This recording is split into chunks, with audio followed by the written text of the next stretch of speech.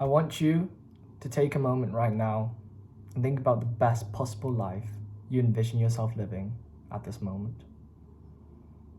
Your dream life might be with fast cars, speedboats, big yachts, traveling in Dubai, right? Going to nightclubs and parties, having beautiful women that you meet in your life constantly, 24/7. But what if I told you that that's not the best life you can live? That's not the dream life that many of us should be focusing on. I think there's something out there, something more pure, something more down to earth that we should be focusing on, rather than all these very materialistic things. Obviously, I'm not saying that money is not important. I'm not saying that having good social skills is not important. I'm not saying having materialistic dreams is not important. I myself have all three of them. But I think my bigger purpose, my bigger goal at the end of my life is definitely much more than these dreams. I think that these dreams compound into the true man and good, devout human being that I am going to evolve into. Hence why I believe that it's very important to reject a lot of modernity, to reject a lot of modern degenerate activities, and focus my life on embracing the true good virtues of mankind. These virtues, such as courage, such as bonding and friendship, such as humility and authenticity, that's been passed on for generations and generations, that our grandfathers, our great-grandfathers, and our great-great-grandfathers, and of course grandmothers, have experienced in their past. For the whole of our bloodline, those 2,000, 20,000, 200,000 years, people have been living together. They've been bonding together. They've been showing their true selves to each other.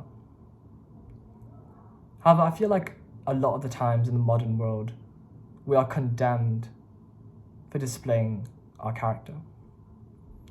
We are condemned for trying to live a life that is true to ourselves. We're condemned for codependency. We are condemned for being close, forming a tight bond with a lot of people, because it shows that you're needy and it shows that you need love. And I think that's the exact opposite to what human beings are supposed to be like. I think human beings should be kind and loving. Human beings should be in tight bonds, and they should be in tight-knit tribes, and we should be working together to create a wholesome, very well managed society, rather than each their own person living in lonely islands by themselves, individualistic, only focusing on competition rather than the effort to bring together a lot of people to achieve similar goals. A lot of the times, in modern times, we see that we're influenced to go down a route that many of us do not want to follow. A lot of us know that these routes are potentially detrimental to your mental health, detrimental to your future lives, detrimental to your present lives as well, such as alcoholism, partying, drug taking, indulging in casual sexual intercourse. These are the things that come from our desires, come from our lust that's been passed down for hundreds and hundreds of generations.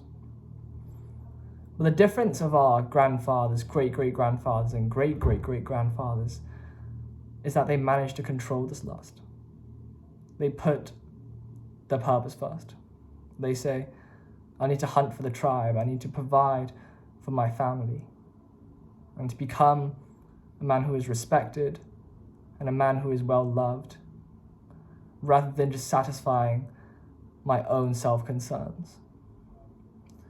But a lot of the times today, we are encouraged to satisfy these kind of concerns that possibly bring us a lot of health issues, that give us a lot of problems, that make us addicted to the things that do not actually make us better. I was in such a situation. I first came to the UK and feel like a lot of the times it is encouraged to indulge in things such as video games. There's peer pressure to indulge in alcoholism and going down the path where life is more than 9 to 5, 5 days a week and 2-day rest. And those 2 days rest we use for partying, for indulging in these kind of lustful activities. I think a lot of the times that if we take a step back, if we delay gratification, we can actually get so much more out of our daily lives. And that's why I think it's very important to embrace God, to embrace the true values of whether you believe in Christianity, Buddhism, Islam, any other tradition and culture and religion that I've not mentioned. Because these values have been passed down for generations and generations. They've been proof tested again and again and again. I think a lot of the times they tell us a lot about becoming a true man and woman, of course. Of becoming a true person that is helpful for the society, that is willing to take responsibility, a person that is focused on delaying gratification and improving themselves, a person that realizes the importance of family and not just casual sexual intercourse. People might say that they do this for experience, but I think there's no experience that's better than being in an actual loving, bonding relationship with your future wife or husband. That kind of love is much more than the shallow implications that we provide to today's society. A lot of the times we take these shallow gratifications for the real thing we're trying to achieve. We take these shallow gratifications of partying and sexual intercourse to the real stoic, real married life, marital life that we envision in the future. But I must say that these little acts do not compound to something greater. Rather, they are the detriment of your soul. Rather, they bring you down. They make you more degenerate than what you already are.